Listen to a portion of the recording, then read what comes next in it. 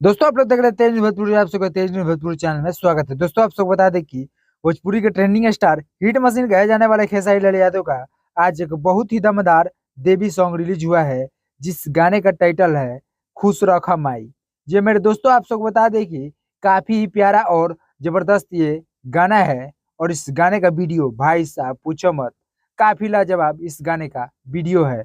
दोस्तों इस गाने को खेसारी लाल यादव और कविता यादव मिलकर गाए हैं, जो कि कविता यादव नया कोई सिंगर है लेकिन गाना कमाल की गाई है, और इस गाने को लिखे हैं जाने माने कवि अभिषेक भोजपुरिया। दोस्तों आप सबको बता दें कि नवरात्रि शुरू होने से पहले Khesari Lal Yadav back to back गाना लेकर आ रहे हैं, और ये उनका तीसरा देवी सॉन्ग है, और अकेला ही इस बार नवरात्रि में छा जाने वाले हैं खेसारी लाल यादव। दोस्तों इस गाने में एक्ट्रेस कोमल सिंह आप सबको नजर आएगी, और ये गाना टी सीरीज हमारे भोजपुरी से रिलीज हुआ है, और हुआ भी है तो काफी जबरदस्त और बेहतरीन तरीके से।